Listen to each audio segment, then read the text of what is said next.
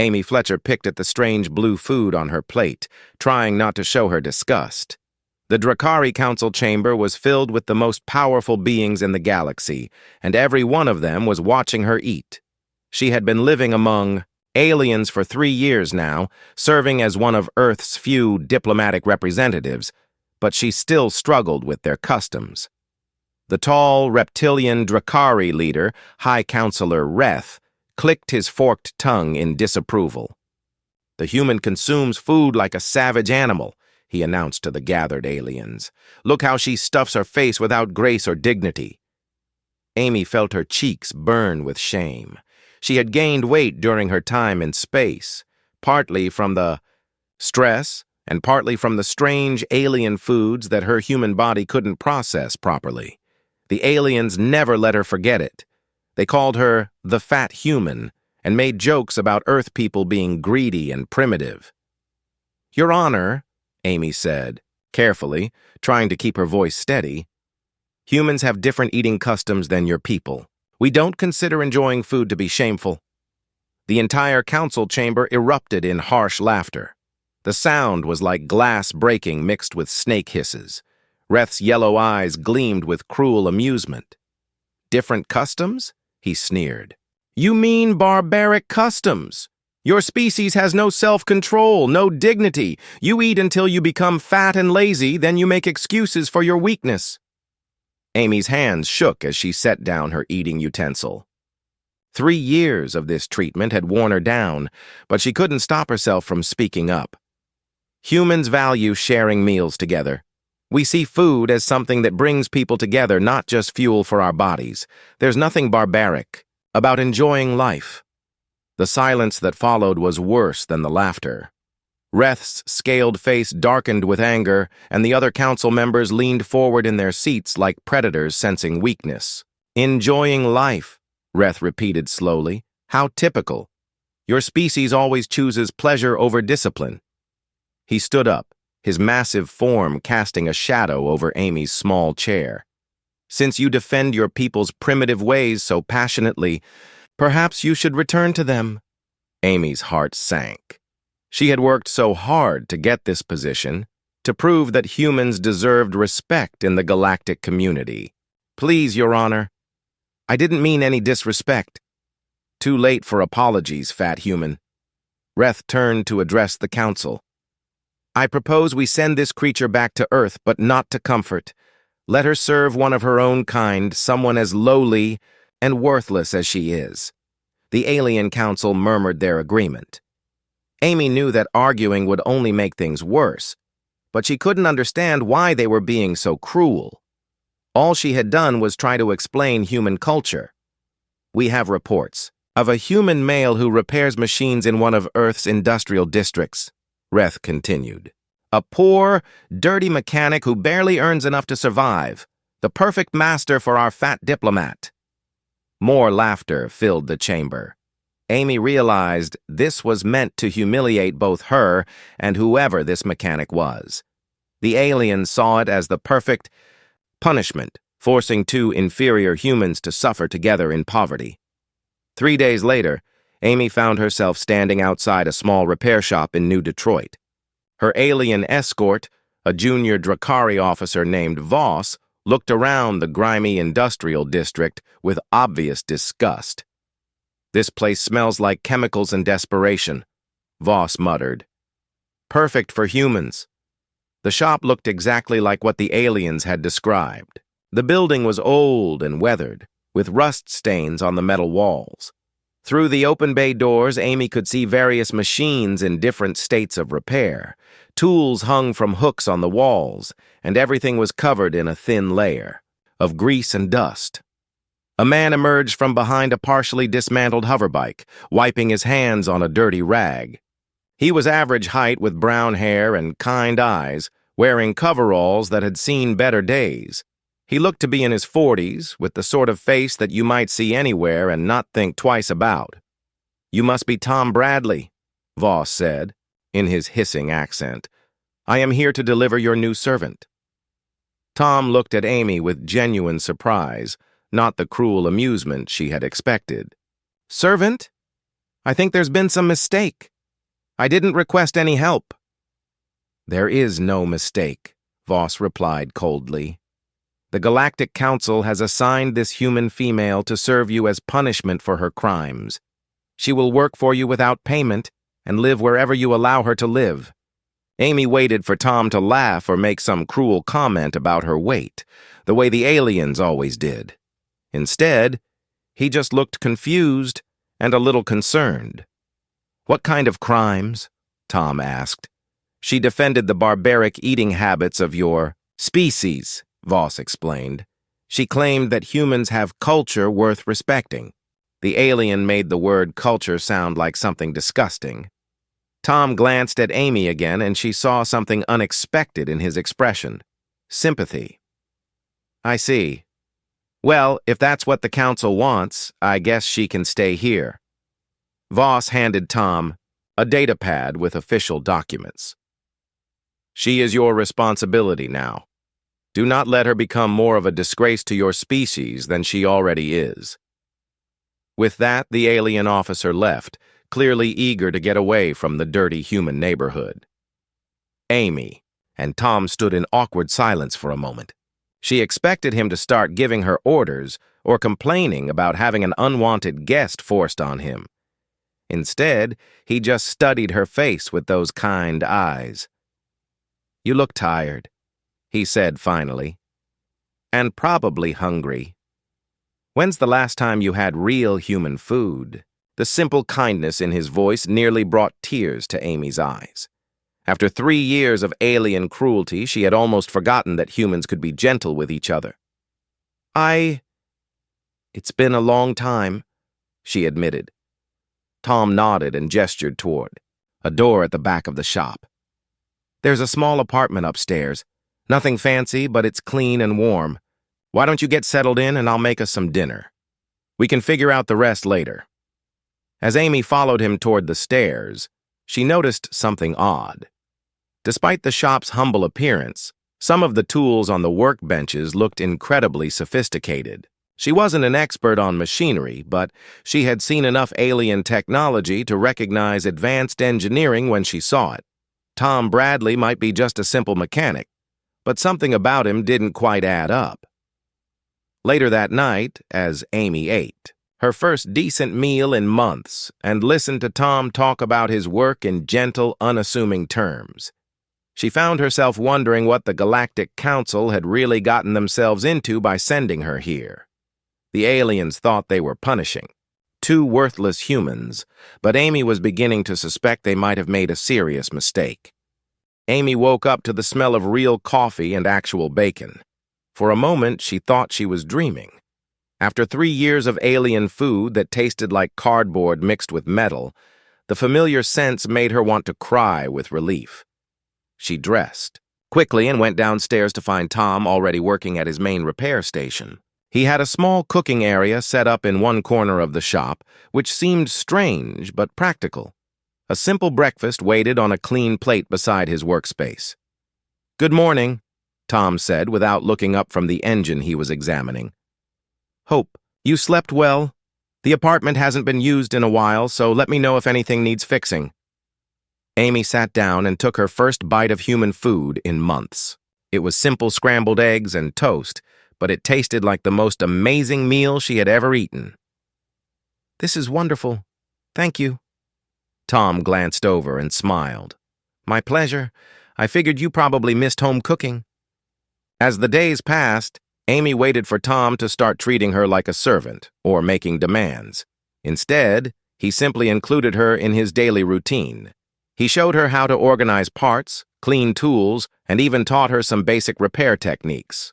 He never mentioned her weight or appearance, never made her feel ashamed or unwanted. This kindness confused Amy more than alien cruelty ever had. She was used to being judged and found lacking. Tom's casual acceptance of her as just another person was something she had almost forgotten was possible. "Why are you being so nice to me?" she asked one afternoon while helping him sort through a box of circuit boards. Tom paused in his work and looked at her thoughtfully. "Why wouldn't I be? You didn't choose to be here, and you're trying to help. Seems like basic human decency to me. The aliens said I was being punished. They wanted both of us to suffer. Well, Tom said with a slight smile, I guess they don't understand humans very well. That was when Amy started noticing the strange things. The circuit boards they were sorting were unlike anything she had seen before, even in alien technology. They had patterns that seemed almost organic, with materials that shimmered in ways that defied normal physics. When she asked Tom about them, he just shrugged. Picked them up from a trader who needed his ship fixed. People pay with what they have. But Amy had been around enough alien technology to know these weren't standard galactic components. These looked more advanced than anything the Drakari Council used. Then there were Tom's tools. At first glance, they looked like normal mechanic equipment, but when Amy looked closer, she saw details that didn't make sense. A wrench that seemed to adjust its molecular structure to fit any bolt perfectly. A scanner that could analyze materials down to the atomic level. A welding torch that somehow never ran out of fuel. Where did you get all this equipment? Amy asked, trying to sound casual. Here and there, Tom replied. You'd be surprised what people throw away or trade for basic repairs. Amy was beginning to suspect that Tom Bradley wasn't quite as simple as he appeared. His knowledge of alien technology was too extensive, his repair techniques too advanced. When a Drakari trader brought in a broken navigation system that Amy recognized as military grade, Tom fixed it in 20 minutes without even consulting a manual. How did you know how to repair that? Amy asked after the customer left. Lucky. Guess, Tom said, but he wouldn't meet her eyes. The real surprise came when Amy accidentally activated one of Tom's personal computers while cleaning the shop. Instead of the basic system she expected, the screen filled with star charts showing regions of space she had never seen before, systems with names she didn't recognize, navigation routes that seemed to extend far beyond the known galaxy. Before she could study them closely, Tom appeared beside her and quickly shut down the display. Sorry about that, he said, his voice still friendly but with an edge she hadn't heard before. Old navigation data from my shipping days. Not very interesting. But Amy had caught a glimpse of something that made no sense. The star charts showed ownership markers, resource allocation schedules, and what looked like fleet movements. This wasn't old shipping data. This was current military intelligence. That night, Amy lay in bed trying to piece together what she was seeing. Tom Bradley was clearly more than just a neighborhood mechanic. But what? A smuggler? A black market trader? Someone connected to Earth's military? Her questions were interrupted by a soft chiming sound from downstairs. Amy crept to her window and looked down into the shop. Tom was sitting at a workstation she had never seen him use before, speaking in low tones to someone on a communication device that definitely wasn't standard Earth technology. The device projected a three-dimensional image of a woman in what looked like a military uniform. Amy couldn't hear the conversation clearly, but she caught fragments. Outer rim, resource extraction, maintain cover. The woman in the projection seemed to be giving Tom some kind of status report. She spoke with the crisp efficiency of someone used to command, and Tom listened with the attention of someone who understood military briefings. When the conversation ended, Tom sat quietly for a moment, then began typing on a keyboard that materialized from thin air. Amy watched in amazement as streams of data flowed across multiple screens that hadn't been visible moments before. Whatever Tom Bradley really was, he was definitely not just a simple mechanic. The next morning, Tom acted completely normal, making breakfast and chatting about the day's repair jobs as if Amy hadn't seen him conducting mysterious military communications the night before. Amy decided to test him with careful questions. "Do you ever miss traveling?" she asked while they worked. "On a broken atmospheric processor." "Sometimes," Tom replied. "I used to see more of the galaxy when I was younger." What made you settle down here? Tom was quiet for a long moment. Sometimes the best place to be is somewhere no one expects you to be. Amy felt a chill run down her spine. That sounded less like the philosophy of a retired mechanic and more like the words of someone hiding from something. Or someone hiding something very important. As the weeks passed, Amy found herself caught between gratitude for Tom's kindness and growing curiosity about his secrets. He had given her safety, dignity, and friendship when she needed it most. But she was starting to suspect that the Galactic Council had made a far bigger mistake than anyone realized when they sent her here. The aliens thought they were humiliating two worthless humans by forcing them together. Instead, they had placed their former diplomat directly into the hands of someone who might be far more dangerous than they could imagine. Amy just wished she could figure out exactly who Tom Bradley really was and why he was pretending to be someone else. Amy was organizing inventory in the back storage room when she heard unfamiliar voices in the main shop. She peeked around the corner and froze in surprise. 3 aliens stood near the entrance, but these weren't Drakari. They were Kelthari traders, recognizable by their blue-gray skin and distinctive ridge patterns along their skulls. What shocked Amy most was how they were acting around Tom.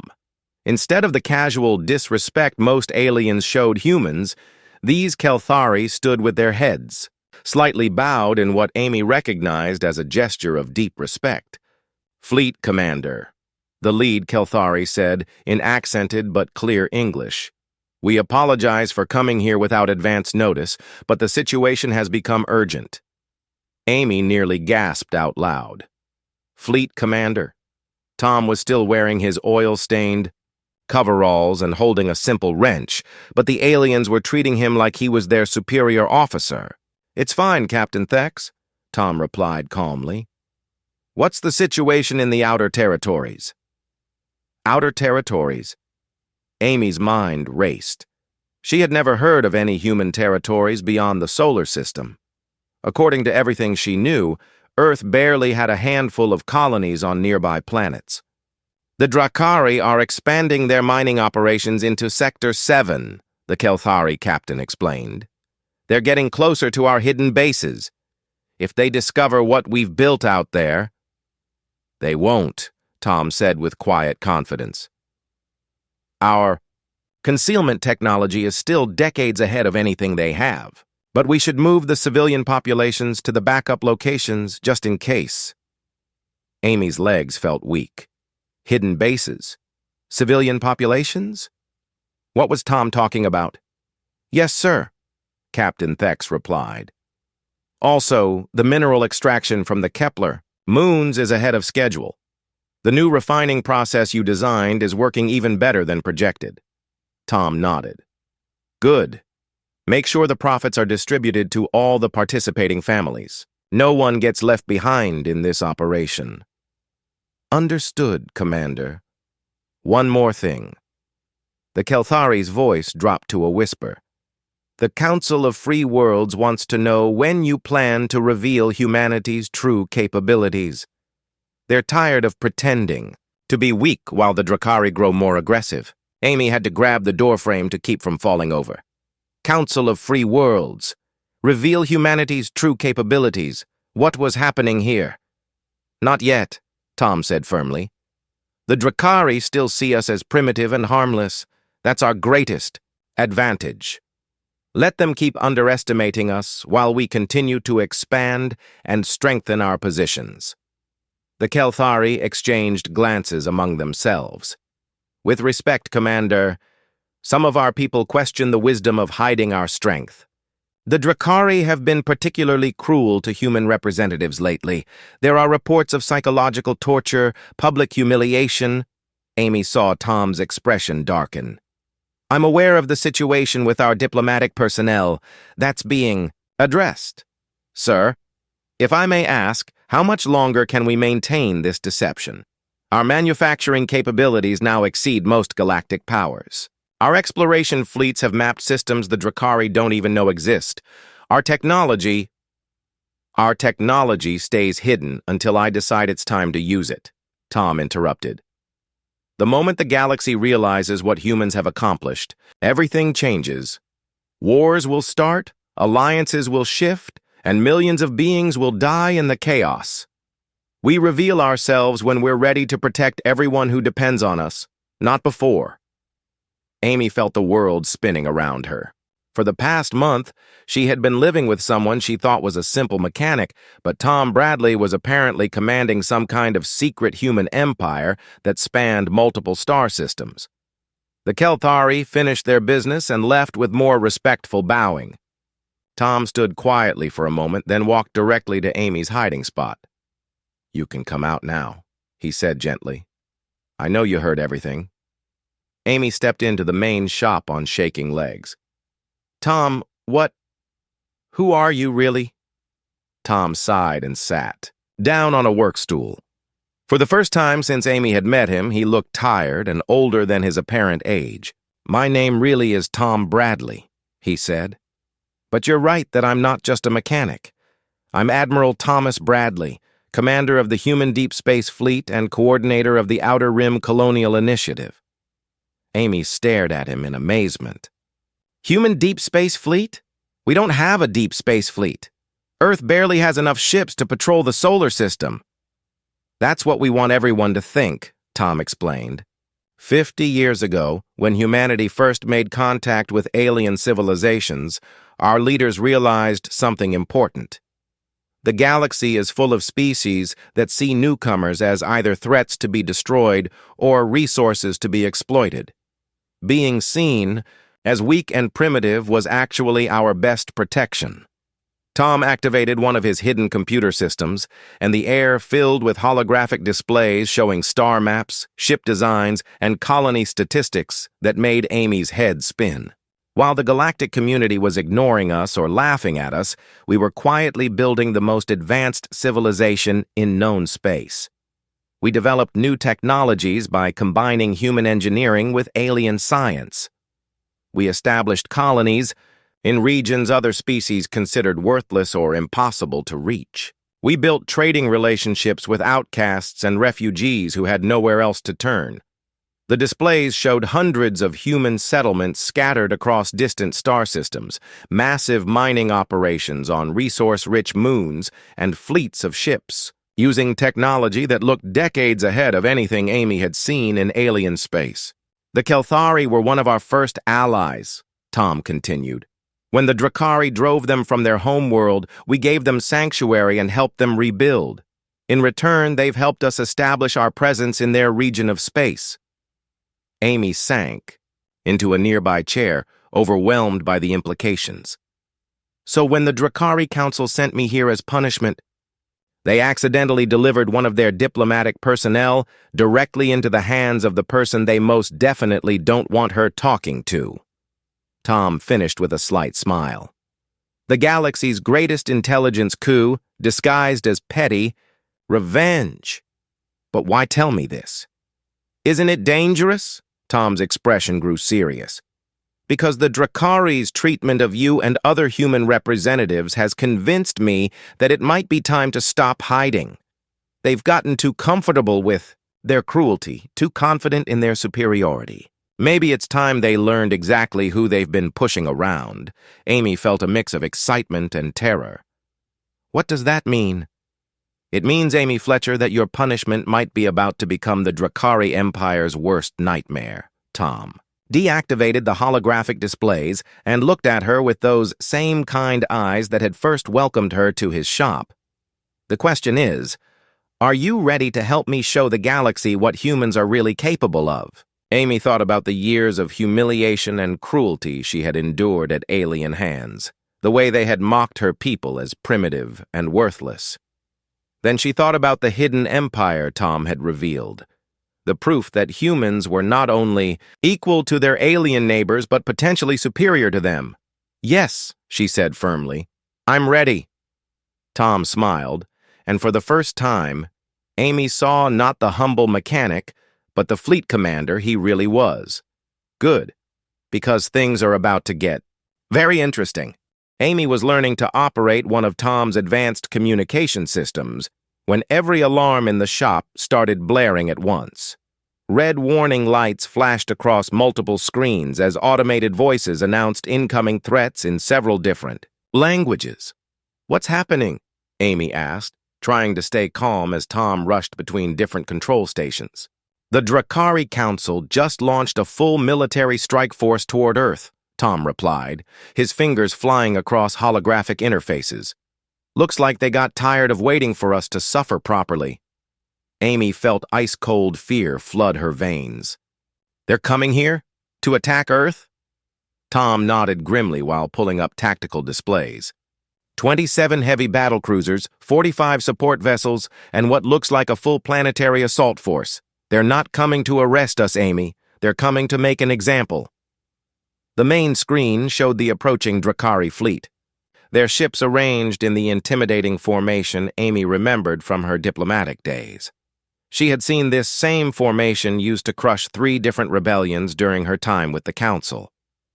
"We have to warn Earth's defense forces," Amy said desperately. "Earth's official defense fleet has maybe a dozen ships," Tom replied. "They wouldn't last 5 minutes against this force. The Drakari know that, which is why they're so confident." Amy watched in horror as the tactical display showed the alien fleet getting closer to Earth. "So, what do we do? We can't just let them destroy our home." Tom looked up from his controls with an expression Amy had never seen before. Gone was the gentle mechanic she had come to know. In his place stood someone with the cold, calculating eyes of a military commander who had fought real wars. "We stopped them," he said simply. Tom activated a communication system that Amy hadn't seen before. The holographic display filled with dozens of faces, all wearing military uniforms she didn't recognize. These were clearly human officers, but their equipment and insignia were unlike anything from Earth's official forces. "All fleet commanders. This is Admiral Bradley," Tom announced. "The Drakari Empire has launched an unprovoked attack on Earth. Operation Revelation is now active. Bring all available assets to Sol System immediately." "Roger that, Admiral," replied a woman with captain's bars on her collar. "Hunter Fleet is 18 minutes out." "Defender Fleet ready to jump," added another officer. "We've been waiting for this day for a long time, sir." One by one, reports came in from fleet commanders Amy had never heard of, commanding ships she didn't know existed. Within minutes, Tom had coordinated the movement of what seemed like hundreds of vessels toward Earth. "How many ships do we have?" Amy asked in amazement. "Active military vessels?" "About 800, Tom replied while monitoring the incoming fleets. "But this isn't just about military ships. Every human settlement in the Outer Rim has defensive capabilities. Every mining operation has armed escorts. Every trading post has hidden weapons." Tom activated another screen showing the space around Earth. At first, it looked empty, except for the approaching Drakari fleet. Then, like stars, suddenly, appearing in a dark sky, hundreds of human ships materialized from seemingly nowhere. "Stealth technology," Tom explained, seeing Amy's shocked expression. "We've been using it to hide our true capabilities for decades. The Drakari are about to discover that humanity is not quite as helpless as we pretended to be." The lead Drakari, commander's face appeared on the communication screen, his reptilian features twisted with arrogant satisfaction. "Primitive humans," High Counselor Reth announced in his hissing voice. "Your defiance ends today. Surrender the criminal Amy Fletcher and the mechanic who harbored her, or we will reduce your pathetic planet to radioactive dust." Tom stepped in front of the camera, still wearing his oil-stained coveralls, but somehow radiating authority that made Amy's breath catch. "High Counselor Reth," Tom said calmly. "I am Admiral Thomas Bradley of the Human Deep Space Fleet. You are in violation of interstellar law by bringing weapons of war into a sovereign system without permission. You have 30 seconds to withdraw, or we will consider your actions an act of war." Reth's laughter was like breaking glass mixed with poison. "Human Deep Space Fleet? You mean your handful of primitive patrol ships? We have 72 combat Vessels against your pathetic dozen. This will be over before it begins. Actually, Tom replied with a slight smile, we have 843 combat vessels currently in this system, with another 200 en route. Your intelligence seems to be a bit outdated. For the first time, Amy saw uncertainty flicker across Reth's scaly features. Impossible. Our sensors show only empty space. Your sensors show what we want them to show, Tom said. He turned to one of his officers. Commander Pierce, please demonstrate our capabilities. Yes, sir. All vessels, drop stealth on my mark. 3, 2, 1, mark. The space around Earth exploded with light as hundreds of human ships suddenly became visible. They surrounded the Drakari fleet completely, their weapons already powered and targeting systems locked on. Amy watched Reth's face go from arrogant confidence to shocked disbelief in the span of seconds. The Drakari fleet found themselves outnumbered more than 10 to 1 by ships using technology they had never seen before. This is impossible, Reth whispered. Where did these ships come from? We built them while you were busy underestimating us, Tom replied. Every insult, every act of cruelty, every time you called us primitive or worthless, we were out there in the dark corners of the galaxy, growing stronger and preparing for this day. Tom activated another display showing the locations of human settlements throughout the galaxy. Hundreds of colonies, mining operations, research stations, and defensive platforms lit up across systems the Drakari had never even explored. For 50 years, your empire has ignored us, dismissed us, and abused us, Tom continued. While you were congratulating yourselves on your superiority, we mapped systems you didn't know existed, colonized worlds you thought were worthless, and built the most advanced civilization in known space. Reth was staring at the displays in obvious terror. But how? Our intelligence reports... Your intelligence reports showed you exactly what we wanted you to see, Tom said. A few primitive colonies struggling to survive. A handful of outdated ships barely capable of system defense. A species too weak and stupid to be worth your concern. Tom leaned forward, and his voice grew cold as winter steel.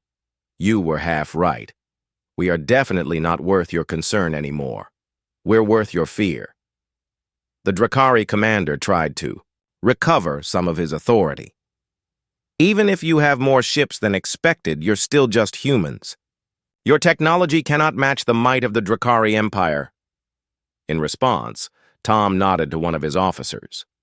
A single human vessel fired what looked like a simple energy beam at an asteroid near the edge of the system. The asteroid didn't just explode. It was completely converted to energy, leaving behind only a brief flash of light. That was a mining tool, Tom said casually. Want to see our actual weapons? Reth's face had gone completely pale. Amy could see other Drakari officers in the background of his transmission, and they all looked terrified. What do you want? Reth asked, his voice barely a whisper. I want you to leave our system immediately, Tom replied. I want you to inform the Galactic Council that humanity is no longer interested in being ignored or abused.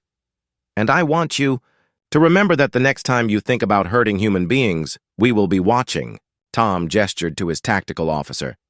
Show them the way out. The human fleet moved with precision that made Amy's heart race with pride. They formed a corridor leading away from Earth, their weapons still aimed at the Drakari ships but offering a clear path to retreat. Reth looked around at his own officers, then back at Tom. For several long moments, nobody spoke. Finally, the High Counselor gave the order Amy never thought she would hear. All ships, withdraw immediately. We are leaving this system. As the Drakari fleet limped away into hyperspace, Amy realized that everything had changed. Humanity was no longer the galaxy's punching bag. They were a power that even the mighty Drakari Empire feared. And it had all started with 2 humans. In a simple repair shop, brought together by aliens who thought they were delivering punishment. 6 months after the Drakari fleet's humiliating retreat from Earth, Amy stood in the main assembly hall of the Galactic Council headquarters, But everything was different now. Instead of sitting in the small, uncomfortable chair reserved for primitive species, she occupied one of the prime seats at the central negotiation table. Her official title was now Ambassador Plenipotentiary of the Human Federation, and every alien in the room treated her with the respect she had never received before. The change hadn't happened overnight. Word of humanity's hidden fleet had spread across the galaxy like wildfire, causing political upheavals that were still reshaping interstellar relations. Species that had been oppressed by the Drakari suddenly found themselves with powerful new allies. Trading partnerships that had seemed impossible became reality when humans offered their advanced technology in exchange for mutual cooperation. Amy wore a simple but elegant uniform designed by human colonies in the Outer Rim. It was practical, comfortable, and made from materials that could stop energy weapons while looking like ordinary fabric. The aliens didn't need to know about the defensive capabilities, but the message was clear. Humans no longer came to negotiations as supplicants, begging for acceptance. Ambassador Fletcher, High Counselor Reth said from his position across the table, "The Drakari Empire wishes to formalize our new understanding with the Human Federation." Amy almost smiled at the change in his tone. Gone was the sneering condescension she remembered from her previous time here. Reth spoke to her the way he addressed the most powerful species in the galaxy, because that's exactly what humanity had become. "The Human Federation is willing to discuss normalized relations," Amy replied carefully, "provided certain conditions are met." She activated a holographic display showing documentation that made several aliens shift uncomfortably in their seats. The files contained detailed records of every insult, every humiliation, and every act of cruelty that humans had suffered at alien hands over the past 50 years. "The Federation requires formal apologies to all human diplomatic personnel who were mistreated during their service," Amy continued. "We also require compensation for the psychological damage inflicted on our representatives and guarantees that such behavior will never be repeated." Reth's yellow eyes flickered with what might have been shame. "The Drakari Empire acknowledges that our previous interactions with human representatives were inappropriate. We are prepared to offer suitable compensation." Amy nodded politely, but inside she felt a deep satisfaction. These were the same aliens who had called her fat and stupid, who had laughed at her attempts to explain human culture. Now they were offering to pay for the privilege of her forgiveness. The negotiations continued for hours, covering trade agreements, territorial boundaries, and mutual defense pacts.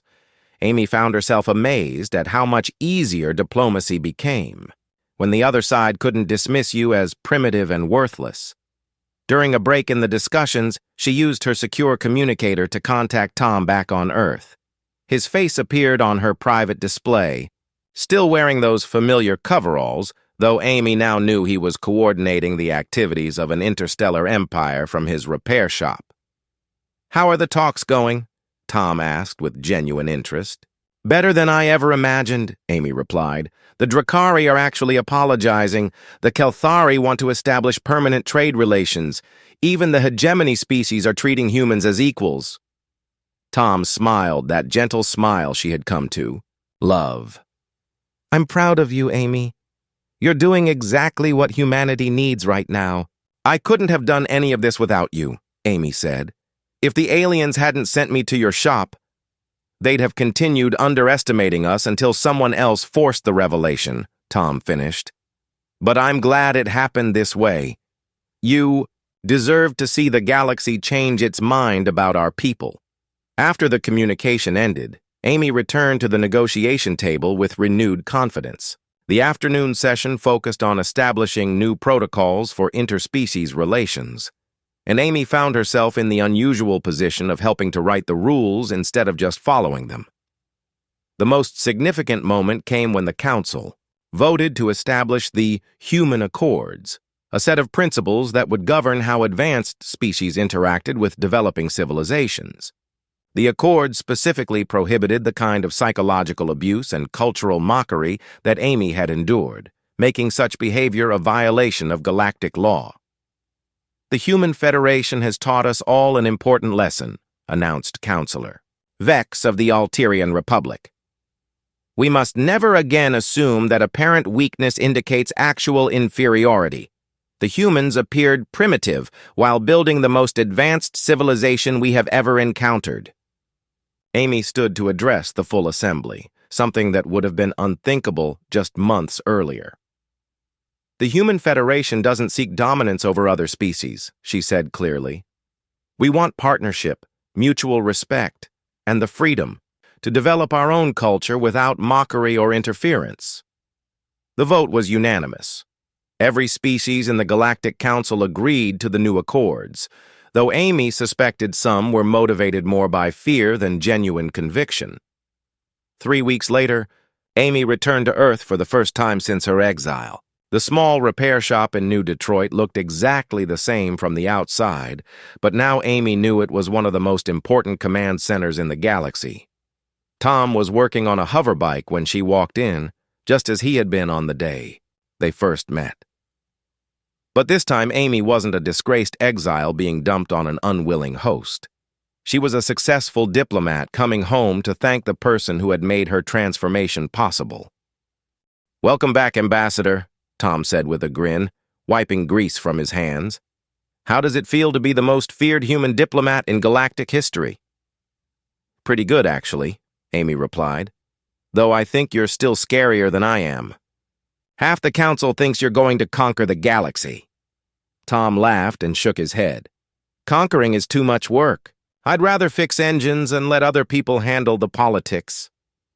Amy looked around the shop that had become her sanctuary during the darkest period of her life. The tools were the same, the workbenches unchanged, but everything felt different. Because she was different. "Tom, I need to ask you something," she said seriously. "Why didn't you reveal humanity's capabilities earlier? We could have avoided decades of humiliation and abuse." Tom set down his wrench and leaned against the workbench. "Because we weren't ready. Building ships and colonies was the easy part. Building the wisdom to use that power responsibly was much harder." He gestured toward the hidden communication systems that connected him to human settlements across the galaxy. "Every decision I make affects millions of people now. Every action the Federation takes has consequences that ripple across star systems. That kind of responsibility requires careful consideration, not just superior firepower." Amy understood. Tom hadn't just been hiding humanity's strength. He had been preparing humanity to handle the challenges that would come with revealing that strength. "Besides," Tom added with a mischievous glint in his eye, "letting the aliens think they were superior made them careless. They told us all their secrets, showed us all their weaknesses, and handed us every advantage we needed to surpass them." Amy smiled, remembering how the Drakari had openly discussed their military strategies and technological limitations in front of her, never imagining that a primitive human might be intelligence gathering. "So what happens now?" Amy asked. "Now we build something better," Tom replied. "The galaxy has been run by fear and dominance for too long. Species conquered, or enslaved each other, or formed alliances based on mutual intimidation. Humans have a chance to show them a different way." Tom activated one of his displays, showing the current status of human settlements throughout the galaxy. Amy was amazed to see how much the network had grown in just the past few months. "We're offering partnership instead of conquest," Tom explained. "Technology sharing instead of exploitation. Protection for refugees and outcasts instead of abandonment. The Kelthari were just the beginning." The display showed dozens of species that had joined the growing Human Federation, not as conquered subjects, but as equal partners. Former slaves, exiled populations, and independent colonies that had been ignored by the major powers now found themselves part of a civilization that valued their contributions. "The best part," Tom continued, "is that the other major powers are starting to copy our approach. They're realizing that cooperation works better than oppression. Amy spent the next few hours learning about the Federation's expansion and the positive changes spreading throughout the galaxy. Species that had been enemies for centuries were beginning to talk to each other. Trade routes that had been closed by conflict were reopening. Scientific discoveries were being shared instead of hoarded. As evening approached, Tom prepared dinner for both of them, just as he had during Amy's first week in the shop. They sat in the same small kitchen area, eating simple human food and talking about their experiences. "Do you ever regret how this all started?" Amy asked. "I mean, the aliens meant to humiliate both of us when they sent me here." Tom considered the question thoughtfully. "I think the universe has a sense of humor. The Drakari wanted to punish you by forcing you to serve a worthless human mechanic. Instead, they gave you the chance to become the most influential diplomat in galactic history." Amy laughed. "And they wanted to burden you with a fat, disgraced ex-diplomat. Instead, they handed you someone who understood exactly how cruel and arrogant they really were." "It worked out perfectly," Tom agreed. "Though I have to admit, I was never bothered by having you here. You were good company and excellent help in the shop." Amy felt tears welling up in her eyes, but they were happy tears. "Tom, you saved my life, not just physically, but emotionally. When I arrived here, I believed everything the aliens said about me. I thought I was worthless." "You were never worthless," Tom said firmly. "You were just surrounded by people who were too stupid and cruel to see your value." Amy wiped her eyes and smiled. "So what's next for the infamous Tom Bradley? Are you going to keep pretending to be a simple mechanic?" "Why would I stop?" Tom replied with a grin. "This shop is still the perfect cover. No one expects the commander of an interstellar empire to be fixing hover bikes in New Detroit." Amy realized he was right. Tom's greatest strength had always been his ability to hide in plain sight, to accomplish extraordinary things while appearing completely ordinary.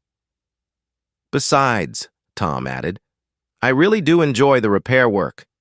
There's something satisfying about fixing broken things and making them work better than before." Amy looked around the shop one more time, understanding now that Tom hadn't just fixed broken machines here.